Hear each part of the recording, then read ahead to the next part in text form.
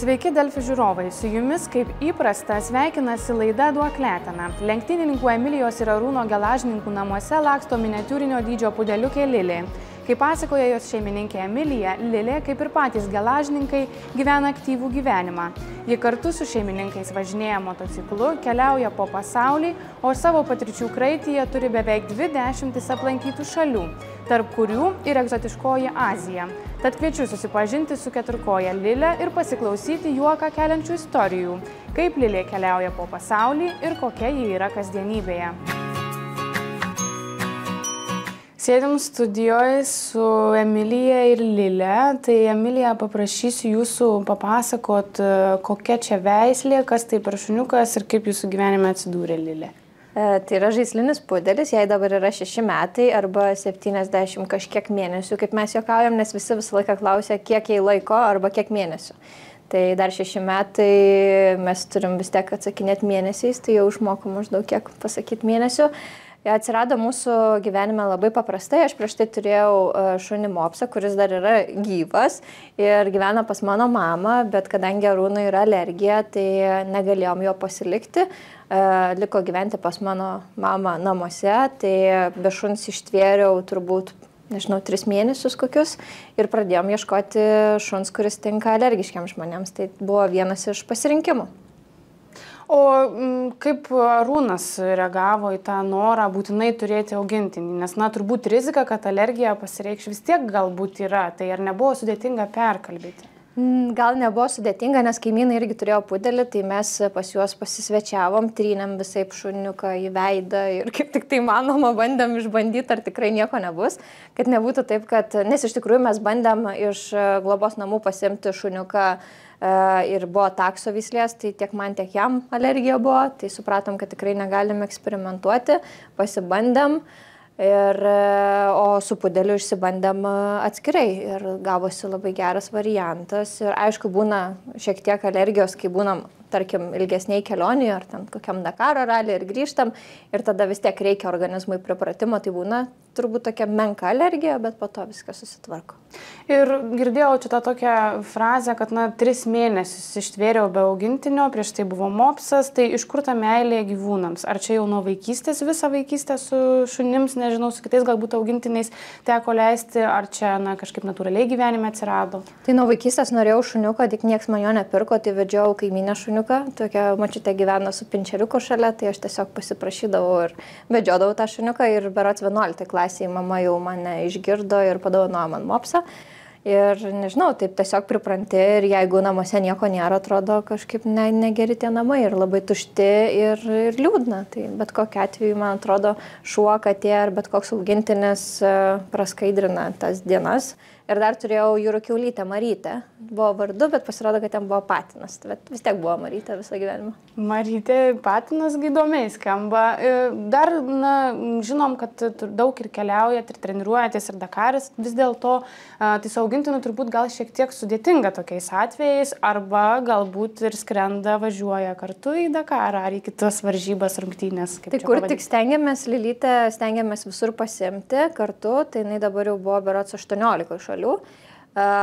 Su Arabija yra gana sudėtinga, į Saudo Arabiją iš vis negalima įvežti augintinių, o į Emiratus, kur mes gyvenam ir turim bazę šiuo metu, tai irgi labai ilgi dokumentaciniai dalykai, tai dar Lilytė ten nebuvo, bet mes jos sutvarkysim ir tikrai pasimsim.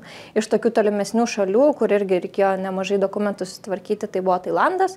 Mes skridom tiesiog 2 savaitėm pailsėti, tai Lilytė labai patiko, susipažino su daug gyvūnų bet labiausiai kas nustebino, kad žmonėms buvo Lilytė, egzotinis gyvūnas, ne bežionės, ne kokie nors ten driežai ar dar kažkas.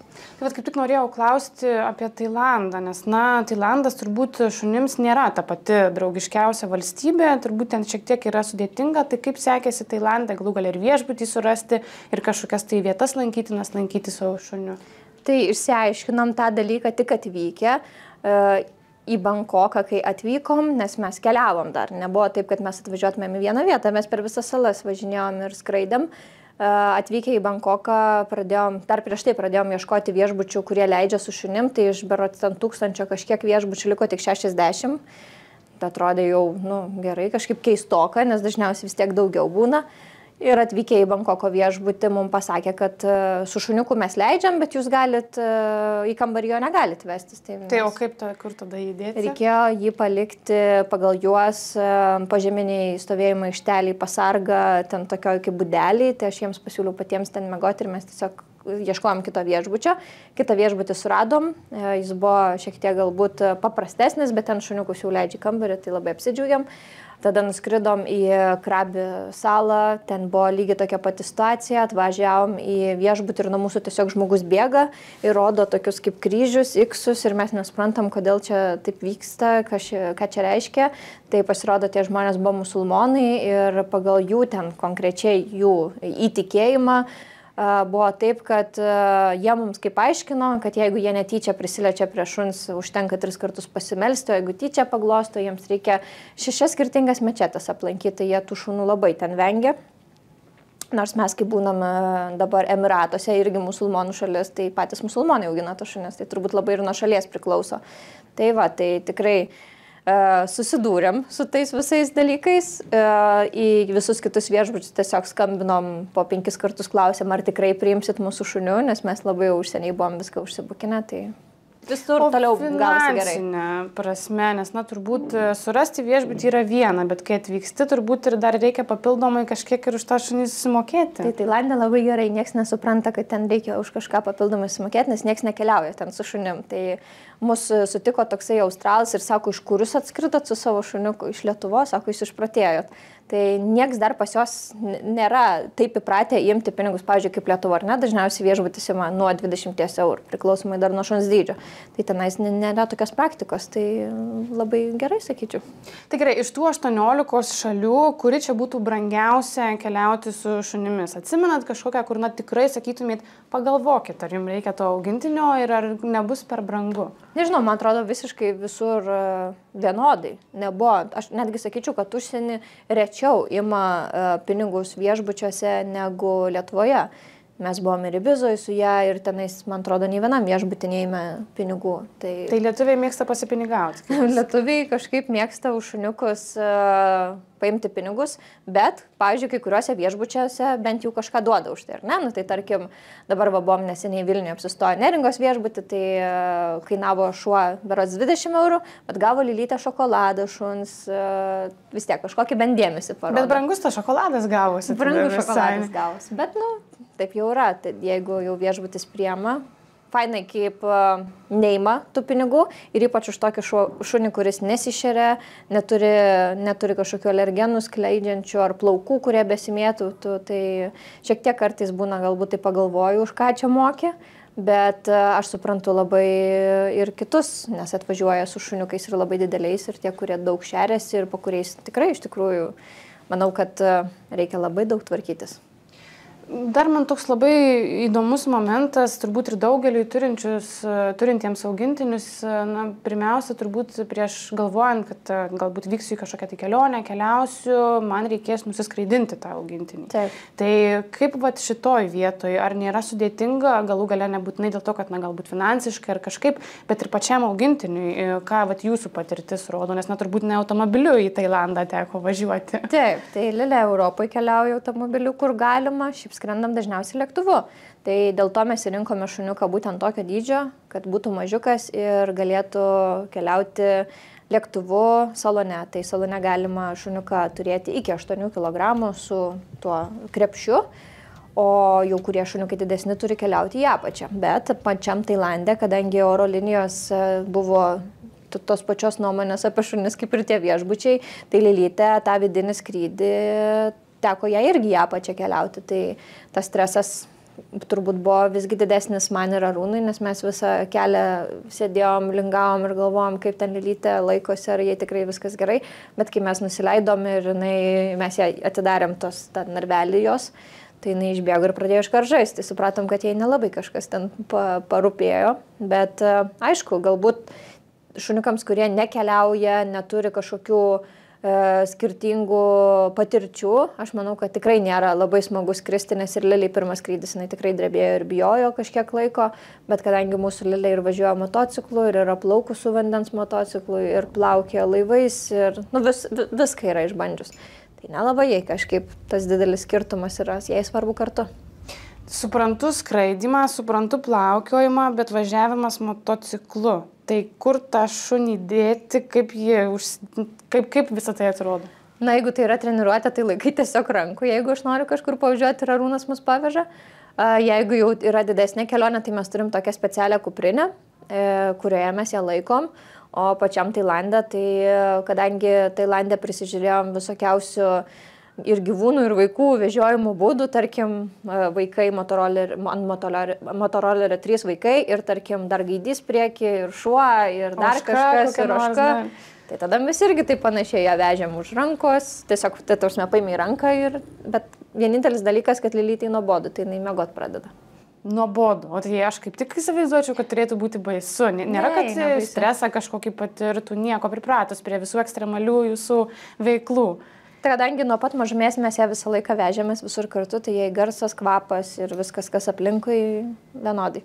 Bet turbūt yra kažkokios veiklos, kurios galbūt jai mažiau patinka, labiau patinka. Išskirtumėt kažką tai tokio, kas Liliai tikrai būtų tas labai prie širdies arba visiškai ne jai? Tai visiškai ne prie širdies yra kirpykla ir šukavimasis. Tai turbūt kaip ir daugelį auginti. Kaip ir daugelį arba veterinarai, nes kažkada buvo apsinuodijus, tai atsimenu, ją reikėjo ir lašaliną statyti, tai iki šiol adatų labai bijo ir visą laiką žiūri, kad ir paprastam vizitui atvažiuoja, tai žiūri, kad tas gydytojas išsitrauks, ar ten nebus adata. O kas labai patiktų, tai turbūt vienintelis jos dievas yra kamuoliukas. O skanukai? Skanukai, bet kamuoliukas vis tiek geriau. O, matėm prieš filmuojant, kad įvairias komandas moka ir iš tikrųjų yra, dresuota, imli turbūt dresūrai. Tai kaip čia? Ar čia kažkaip patys mokėt, ar specialistus samdėt, kaip visą tai atrodė ir kokias tas komandas moka? Tai jam į mokyklėlę Kaune Crazy Foxes nuo pat mažų dienų pamatėm, kadangi gyvenam Kaune, tai vesdom dažnai Lilytę tiesiog į salą pasivaikščioti ir ten pamatėm, kad vyksta tokios pamokėlės. Atėjom, paklausėm, ar galim užsiregistruoti ir mus, aišku, priėmė. Ir kadangi pudeliai yra pagal intelektą šunų antri, pagal protingumą ir imlumą, tai jai komandos mokintis tikrai nėra sudėtinga ir būdavo netgi, kai paliekam treneriai prieš išvykdami, ten būna netgi pasakom, norėtumėm, kad Lilytė kokį naują triuką išmoktų. Tai visada ir išmokinamės, grįžtam su nauju triuku, jau Lilytė būna. Bet nėra sudėtinga tam šuniui, man truputėlį keista, nes dažnai pasakoja, kad žmonės, šeimininkai vaikščioja kartu su augintiniu, treniruotės, į dresūros tas pamokas ir dviese mokosi. Taip. O vat jūs štai sakot, kad išmoko kažkas ir tada jūs paskui tas visas pamokėlės perimat. Tai nėra kažkaip čia sudėtinga šitas procesas? Ne, žinokit, tai pačius pagrindus, tai mes dviese mokindavomės ir eidavom ir tik labai daug lankydavom tų pamokų. Bet jau vėliau, jeigu pas tą pačią trenerę paliekam, tai ten kokį nors vieną pratimą išmokina ir mes jau žinom, kaip irgi, mus irgi išmokina, kaip paprašyti šuns tų pratimų. Tai tikrai nėra sudėtinga, bet pačius pradmenis, tai mes su Lilyte tikrai čia, aš manau, pirmiausia yra šeimininkui mokslas, ne tikrai ne šuniui. Dar man toks įdomus vienas momentas, jūs minėjot, kad ji yra imli, protinga, moka komandas, visus tos svarbius dalykus, ką reikia augintiniai mokėti, kaip jai sekasi viešoje erdvėje su kitais augintiniais, su kitais žmonėmis, ar vedėtės dažnai į viešas kažkokias vietas, restoranus, nežinau, dar kažkas, kur jūs vaikščiat. Tai berods pirmą dieną, kai jau Lilytė atkeliavo pas mus iš Lenkijos veislyno, mes jau ėjom į restoraną. Tai restorane jinai tiesiog miega ar kaviniai, tai jinai žino puikiai savo vietą, pažįsta kai kurios padavėjus, pažįsta ir virėjus, kurie duoda sūrio, ir visur jinai parduotuvės prisimena visas, kur kas ją pavaišina, eina papučino atsigerti į kavinės, tai tikrai jinai viską žino ir išmoksta. Su kitais šunim jinai sutarė tol, kol šuo nelenda prie jos. Tai kadangi jinai yra mažytė, jai tikrai nepatinka tas kontaktas ir jinai stengiasi laikytis atokiau, o jeigu jau koks šuniukas lenda, tai jinai labai greitai parodo, kad jai nepatinka. Tai dažniausiai atsitraukia. O veikia tas šitoj vietoje stereotipas, kur dažnai būna žmonės sako, kad kuo mažesnis šuo, tuo piktesnis ir tuo garsiau loja. Ant kitų šunų, ant kitų žmonių. Čia veikia šitas? Atitinka? Ne, žinokit, aš manau, kad priklauso viskas nuo auklėjimo. Tai Lilijai, kaip ir minėjau, jeigu prie jos niekas nelenda, tai jinai tikrai niekada pirma neina ir neieško konflikto. Bet jeigu prie jos jau kas nors ar leteną uždės, ar ją palies, tai jinai tikrai atstovės save ir tas smagu, bet mums kaip šeimininkams ir baisu. O kokia jinai yra namuose? Na, jūs čia papasakojat, kokia jinai yra viešoji vietoje, kaip jūs su ją keliaujat, bet kokia namuose? Buvo kokių šunybių, kad kažką tai blogo būtų padarius, ar su ją taip pat paprasta ir namuose? Sakyčiau, su ją paprasta namuose, bet tikrai neliūdna, nes jinai ir namuose nori žaisti ir jinai visą laiką mūsų apgudrauja, kad tos žaidimus išsiprašytų, nes mes dažniausiai norim, kad jinai namie jau būtų ramesnė, bet vis tiek jinai sugalvoja savo būdų, kaip apeiti, jeigu, pavyzdžiui, užsimano valgyti arba pagardinimo ant maisto, tarkim, sūrio kokio ar skaniukų, tai jinai tikrai labai garsiai gali pabarškinti puodais ir tada Arūnas jau keliasi ją įdėti jos mėgstamų pagurdų, tai iš tikrųjų šuo yra labai gudrus ir su kiekvienais metais vis gudrėja. Tai namuose būna ir labai rami, bet jeigu kažko užsimano, tai tikrai išsiprašys ir prašys iki tol, kol negaus. Netrūksta jai draugijos, negalvojat, kad gal antro kokio reikėtų pudeliuko? Aš tai labai norėčiau, bet manau, kad nelabai Liliai patiktų šį idėją. Jei vienintelis šuo, mes taip sakom, su kuriuo jinai tikrai labai gerai sutarė, tai yra mano mopsas, nes jos nei karto nemačiau, kad būtų susipykusios, mopsas tiesiog ramiai iškenčia jos visas tos lakstymus aplink galvą, nes mopsas yra labai ramus. Tai manau, kad Lilytė smagiausia draugė, tai Gerda. Gerda. Kur Gerda? Prisimenu. Gerdos nėra dabar. Ir visai pabaigai paprašysiu apibendrinti, daugelio savo pašnekovų prašau, kam tiktų pudelis, kas galėtų svarstyti apie tokią veislę ir kam visiškai netiktų. Kokiam žmogui, kokiam charakteriui, kokiam gyvenimo būdui. Tai manau labiausiai tiktų žmogui, kuris yra aktyvus, mėgsta kažkur eiti, kažką veikti, mėgsta keliauti, nes šuo tikrai yra labai komunikabilus tiek su žmonėm, būna mes kur nors ateinam, tai jinai mus pamiršta, nes jinai jau turi daugybę draugų ir su visais mėgsta pažaisti. Tai manau, kad galbūt netiktų žmogui, kuris nori gulėti ant sofos po darbo ir nieko neveikti, nes tiesiog ta šuo turbūt, kad išprotėtų, tai jai tikrai reikia veiksmo, tai turbūt tiek, bet šiaip pudeliai yra tikrai labai prieraišus, išsirenka savo šeimininką ir tikrai neišduoda jo. Tai labai ačiū už pokalbį, linkiu, kad Liliai nepritrūktų ir veiksmo, ir šeimininkų meilės. Ačiū dar kartą. Ačiū. Laukinėje gamtoje beliko kiek daugiau nei 4000 šarvuotųjų raganosių. Pastarąjį dešimtmetį vien Afrikoje brakonieriai sumedžiojo daugiau nei 9000 raganosių. O skaičiuojant vidutiniškai, kas 16 valandų vienas raganosis žūsta nuo brakonierių rankos. Plačiau apie šiuos gyvūnus žiūrėkite reportaže. Susipažinkite su 2 mėnesių amžiaus Sonai, šarvuotojų raganosiu gimusiu praėjusių metų pabaigoje. Vakarų Prancūzijoje įsikūrusiame zoologijos sode. Sonai ir jo mama Sundara priklauso vienai iš 5 išlikusių raganosių rūšių. 2 rūšių atstovai gyvena Afrikoje, likusių 3 Azijoje. Visoms joms gresia išnykimas dėl brakonieriavimo ir arealo naikinimo. Šarvuotųjų raganosių aptinkama Indijoje ir Nepale. Sonai yra ypatingas, nes tai vienintelis šarvuotųjų raganosių jauniklis gimęs Europoje 2023-aisiais. Nuo tada, kai mūsų zoologijos sode apsigyveno šarvuotųjų raganosių, negalėjome pasigirti, kad čia į pasaulį atėjo naujas šios rūšies atstovas, todėl nepaprastai džiaugiamės. Remiantis organizacijos Save the Rhino International informacija, laukinėje gamtoje beliko kiek daugiau nei 4000 šios rūšies atstovų. Šiame zoologijos sode mažylis Sonai mėgaujasi dėmesiu.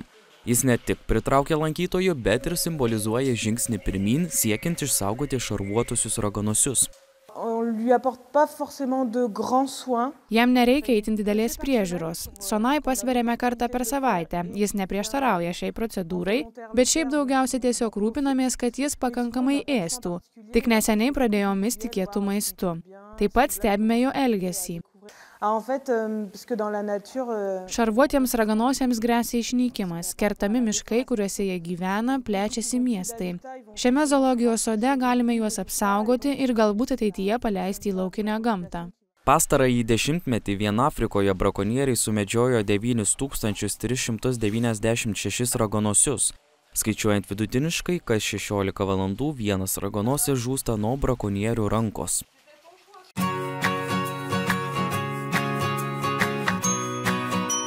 Kai kurie žmonės vis dar nelabai skiria, kas yra daugintojai ir veisėjai. Oficialūs veisėjai visuomet rūpinasi veisiamos vados sveikata, atlieka genetinius tyrimus ir taip prižiūri augintinių būklę.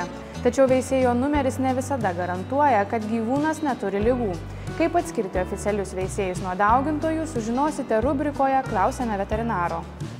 Paskutiniu metu įsigaliojo naujas įstatymas, kuomet visa prekyba gyvūnais turi būti licencijuojama veterinariniai maisto tarnybai. Kiekvienas veisėjas, nesvarbu ar tu būtum daugintojas, ar tu būtum oficialus veisėjas, būtina išsiimti veisėjo numerį. Ir veterinarinė maisto tarnyba šiek tiek atidarė lengvesnį kelią daugintojams tapti valstybės oficialiais daugintojais. Tai įsivaizduokim situaciją. Namuose kažkokia tetutė turi 2 nekilmingus, nesvarbu veislės šunis, ar ne, kurie tarpusavę padarė vadą, tada tas žmogus išsiema veisėjo numerį, įsideda skelbimą ir jisai oficialiai skaitosi veisėjas, nors tiem gyvūnam nedaryti jokie genetiniai tyrimai, tarkim, neatsižvelgta į kalės sveikatą, ar atitinka standartus ar ne ir taip toliau. Kuomet oficialūs vadinami veisėjai, jie dažniausiai turi ir FCI, ir LKD numerius, ar ne, kurie leidžia jiem būti jau tais oficialiais veisėjais.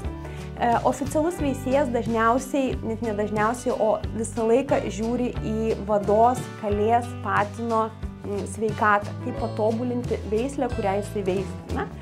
Tai automatiškai ir kalėm, ir patinam yra atliekami privalomi genetiniai tyrimai. Kartais veisėjai atlieka net daugiau negu yra reikalaujama veislės standarte. Yra atliekami DNR tyrimai, kad jeigu būtų situacija, reikėtų patikrinti, ar iš tikrųjų šuniukai yra tų tėvų, kas yra nurodyma. Yra išduodami kilmės dokumentai, ko oficialūs daugintojai negali pateikti. Tai visą laiką žmonės pirkdami augintinį ir pamato, kad yra veisėjo numeris, jie įsivaizduoja, kad perka jau super-puper kilmingą šuniuką. Tai čia visą laiką reikia pasidomėti, kad ne tik veisėjo numeris suteikia teisę dauginti augintinius, bet skupas moka 2 kartus ir taupydamas pinigus, pirkdamas iš oficialaus daugintojo, gauna pakankamai ligotus augintinius. Tai čia, kaip suprantu, tokia gan ir gaunasi problema, ar ne? Oficialūs daugintojai tampa mažiau skiriasi nuo tų, ta prasme, oficialių veisėjų. Taip. Tai jūs jau paminėjot jo tos, kaip atskirti, bet ką reikia žinoti, vat jūs jau tą numerį pasižiūrėti, išsigrydinti, pasidomėti dėl praeities, dėl tyrimų visokių tų gyvūnų, bet visiškai statistiniam paprastam žmogui, kuris gali būti neįsigilinęs ir tą jisai, kaip ir minėjot, gali pirkti iš daugintojo, jisai galvos, kad perka iš veisėjo. Tai kaip čia kritinį mąstymą jungti? Visą laiką reikia, jeigu žmogus nori įsiginti kilmingą augintinį, turi prašyti tėvų kilmės dokumentų. Jeigu tai yra oficialūs veisėjai, jie visą laiką jums pateiks FCI, LKD kilmės dokumentus, jeigu šuo yra lietuvis. Yra alternatyvių klubų, kurie yra FCM ir taip toliau, kurie nėra oficialūs pasaulio lygio, bet jau geriau negu nieko. Tai visą laiką, jeigu šuo yra kilmingas ir bus kilminga vada, abudu tėvai turi turėti kilmės dokumentus. Ir šuniukai, kuriuos yra perkama, taip pat bus su kilmės dokumentais. www.kinologija.lt įmanoma visą laiką rasti ir kilmės dokumentų pavyzdžių, atsekti, ar kaliai yra padaryti genetiniai ir sveikatos tyrimai. Ir dažniausiai mes visą laiką skatiname ir kalbėti su veterinarijos gydytojais, nes mes turim prieigas ir prie kitų duomenų šaltinių, kur mes galim šiek tiek daugiau pakonsultuoti. Atsiminkite, kad jeigu skelbime yra parodyta veisėjo numeris ir privalo dedantis skelbimą asmuo nurodyti, ar yra kilmės dokumentas ar ne. Jeigu nėra nurodyta kilmės dokumento, reiškia, jūs nežinote, kokį šuniuką turėsit. Ar jam atlikti sveikatos tyrimai, ar kalė yra tvarkingai kergta. Tai visos istorijos, kurias norėjome parodyti laidoje. Visus Duoklė Tena laidos įrašus galite rasti Delfi portale. Ačiū žiūrėjusiems ir iki kitų kartų.